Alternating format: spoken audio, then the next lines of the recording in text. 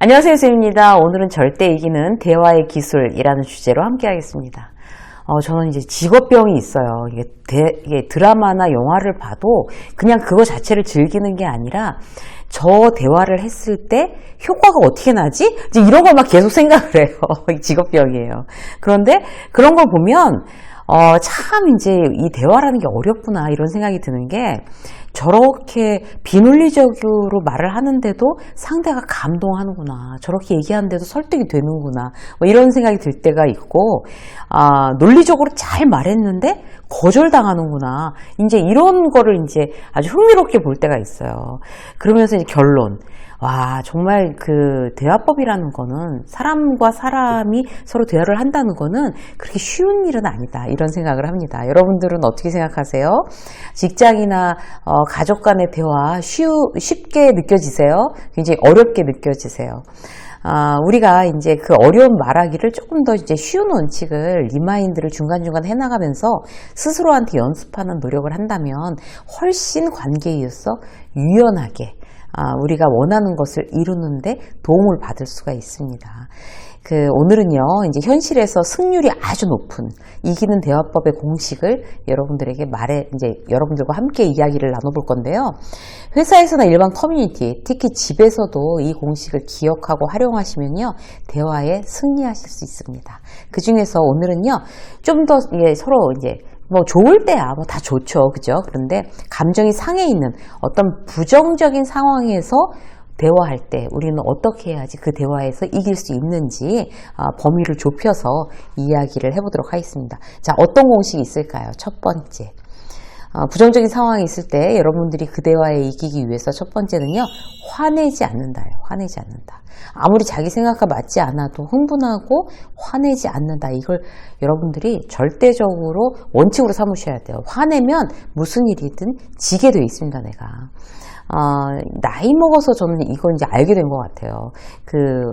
예전에 이제 현직에 있을 때, 지금 이제 제 일을 하니까 많이 제가 바뀌었는데, 현직에 있을 때는 거의 정말, 마귀알몸처럼 화를 낸 적이 많았던 것 같아요. 일도 많았고. 제가 착각한 거는요, 내가 화내고 무섭게 해야 사고가 나지 않는다. 회사에 사고가 나지 않는다라고 생각했어요. 직원들 딱 긴장시켜서. 그런데 그렇지 않아요. 일단 화를 내면, 상대가 이제 그 대화에 대한 진정성이 떨어지고요. 그 화의 상황에서 벗어나고 싶어 하잖아요. 도망가고 싶어 하고. 이미 마음을 닫은 거죠. 그럼 무슨 대화가 성공적이겠어요. 지금 생각해보면 참 그때 어리석었다는 생각이 들어요. 화내지 않는 프로세스에 대해서 제가 한번 설명을 해볼게요. 자, 화내지 않으려면요. 첫 번째, 화가 나면 일단 시간을 버셔야 돼요. 그러니까 말을 입 밖으로 내뱉지 않는 게 가장 중요해요. 화가 나면 아무 말이나 이렇게 쏟아내는 사람이 있고 딱 입을 붙이는 사람이 있어요. 훨씬 실수할 확률이 줄어듭니다. 자, 두 번째, 일단 시간을 버는 거예요. 말하지 않고 기다리는 거죠. 두 번째는 담담하게 대응하는 걸 원칙으로 하는 거예요. 이렇게 미리 나한테 원칙을 세워놓으면요, 효과가 좋습니다. 원칙이 있는 사람하고 없는 사람은 반응 속도가 다르거든요. 그래, 이런 상황에서 흥분하지 않는 거지, 내가 담담하게 대응하기로 했지, 이런 생각을 딱 리마인드 하는 거예요. 이거 역시 이제 훈련을 통해서 습관이 될 수 있어요. 예를 들어 볼게요. 내가 팀장인데 후배가 내 욕을 다른 팀에 가서 하고 돌아다녔다는 게 이제 내가 듣게 된 거예요. 내가 이제 어제 일을 그 친구가 잘못해서 따끔하게 야단을 쳤더니 팀장이 너무 주관적이고 신경질적이다. 그래서 이제 막 뒷담화를 했다는 거죠. 그 얘기를 듣고 망신스럽잖아요. 다른 팀에서 그런 얘기 들었는데. 열받은 이제 팀장이 어떻게 대화해야 될까요? 일단 화났으니까 그 얘기를 듣고, 사실 전해주는 사람은 나빠요. 그죠? 알았어. 그래? 알았어. 이렇게 하고 화난 채로 그 당사자인 직원을 부르시면 안 돼요. 이제 시간을 가지고 감정이 좀 가라앉을 때까지 내가 시간을 버는 거죠. 그 다음에 그 친구를 불러서 3단계로 얘기하는 거예요.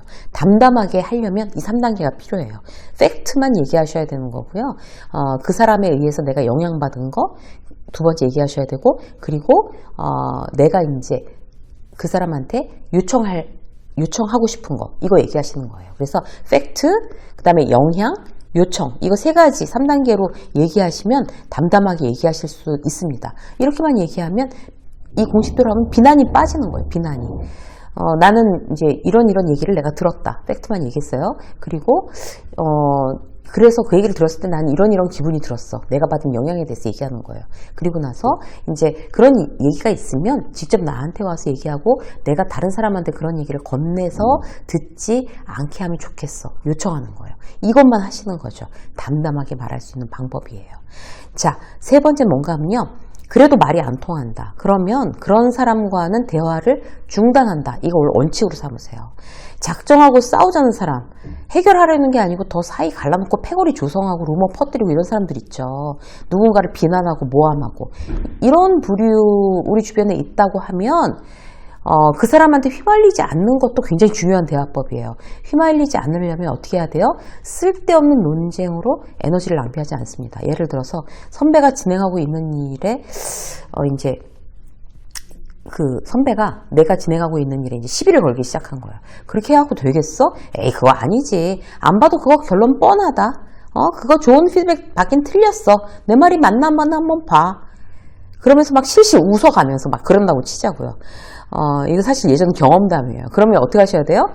무슨 말씀을 그렇게 하세요? 지금 어떻게 그렇게 말씀하실 수 있어요? 얼굴 빨개지면서 그렇게 대응해봐야 그 사람은 이미 말이 안 통하는 사람인 걸 내가 알면은 그렇게 얘기하는 게 소용이 없다는 거예요. 원래 질투가 나면 그렇게 말 안 되는 시비 거는 사람이라는 걸 내가 이미 알고 있잖아요. 그럼 어떻게 하셔야 돼요? 아, 그러시군요. 이렇게 하고 말아버리는 거예요. 그래서 말이 안 통하는 사람과는 대화하지 않는다. 이것도 굉장히 중요한 방법. 이게 바로 화내지 않을 수 있는 방법입니다. 세 가지 말씀드렸고요. 자, 두 번째, 단순하고 명확하게 말하는 거예요. 단순하게 말하고 명확하게 말하자고 결심하면요. 어떤 과정 거쳐야 될까요? 첫 번째, 짧게 하시는 거예요. 문장을 길게 말하면 대부분의 사람들이 횡설수설하게 돼 있어요. 의도적으로 단문으로 얘기한다. 이거 굉장히 비즈니스에서 중요합니다. 단문으로 말하면요. 예를 들어서 이런 거예요. 내 의견에 반대를 위한 반대를 하는 동료가 있어요. 이 부정적인 상황이 또 벌어진 거예요. 그러면 감정적으로 격앙돼서 내가 옳으네, 내가 옳은 이유에 대해서 막 길게 설명하는 거 별로 의미 없어요. 어떻게 하셔야 돼요? 제가 말씀드리는 건 이런 내용입니다. 짧게 하는 게 훨씬 더 설득력 있어요. 설득하고 이겨보겠다고 길게 얘기하는 거 도움되지 않습니다. 자, 짧게 하고 두 번째, 두갈식으로 얘기하는 거예요. 아예 처음에 결론부터 딱 얘기를 해버리는 거죠. 결론부터 말하는 습관은요, 논쟁을 줄이는데 대단히 도움이 됩니다. 내 의견을 명확히 하는데도 도움이 돼요. 제가 반대하는 이유는 비용 때문입니다. 이게 결론인 거예요. 제가 반대하는 이유는 비용 때문입니다. 딱 결론 먼저 얘기하는 거잖아요. 그죠? 그리고 자, 세 번째, 핵심만 말하는 거예요. 단순하게 짧게 말해야 되는데 그러면 핵심을 말할 수밖에 없어요. 단순하게 헛소리 하겠어요? 주변적인 얘기를 하겠어요? 자, 아까 말씀드린 것처럼 자, 제가 반대하는 이유는 비용 때문입니다. 결론 얘기했잖아요. 그럼 이제 핵심만 말하는 거예요. 자, 비용을 가장 큰 이유로 든 것은 첫째, 지금 예산이 얼마 남았고, 둘째, 지난분기 동일한 행사에 이제 진행 비용을 비교해 보면 자, 몇 프로. 셋째, 꼭 이거 외에도 꼭 지출해야 될 행사가 어떤 게 남아 있다. 자, 핵심만 얘기한 거죠. 그래서 내 비용 때문에 이거 반대합니다 라는 거에 대한 근거를 하나, 둘, 셋 정확하게 드는 거예요. 핵심만 말하는 거. 이게 굉장히 중요합니다. 이렇게 되면 상대방의 이의 제기를 사전에 차단하는데 효과적인 방법으로 여러분들이 쓰실 수가 있어요. 자, 세 번째, 거짓말 안 하는 거예요. 이게 바로 이기는 대화입니다. 부정적인 상황에서 이제 내가 몰렸어요. 그렇게 되면 직장 상사가 나를 막 질책하는 거예요. 제가 이제 무슨 거래처랑 무슨 얘기 하다가 회사 내부 사정을 흘렸다는 거죠. 그럼 직장 상사 길게 뛰는 거예요. 그럴 때는 어떻게 해야 되겠어요? 내가 이제 혼나는 게 싫어서 아니요, 그건 제가 한 말이 아니고요. 원래 그 사정이 어디서 듣고 와서 저한테 확인한 거고요. 내가 잘못 없고요. 이렇게 된다면 그게 이제 핑계든 거짓말이든 일을 더 키우는 꼴이 되는 거예요. 그건 절대로 이기는 대화법이 아닌 거죠. 어려운 상황에 몰릴수록 내가 그런 얘기를 해서 그 회사에 대한 어떤 그런 이제 내부 사정을 얘기한 게 사실이라고 할 때 제가 말을 실수했습니다. 다시는 그러지 않겠습니다. 제가 정말 잘못했습니다. 이렇게. 이게 리스크를 가장 줄이는 방법입니다. 거짓말하지 않는 거. 내가 더 이상 어려워지지 않고 결국 이제 인정하고 난 다음에 내가 책임지고 회복시키는 적극적인 표현. 그게 나를 대화에서 이기게 만드는 방법입니다. 여러분들 이기는 대화, 오늘 말씀드린 원칙들을 활용하셔서 이제 특히나 회사에서는 이기는 대화를 항상 하실 수 있는 여러분들로 스스로 셀프 트레이닝 하시면 좋을 것 같아요. 유쌤의 직장 수업은 여기까지 하겠습니다. 고맙습니다.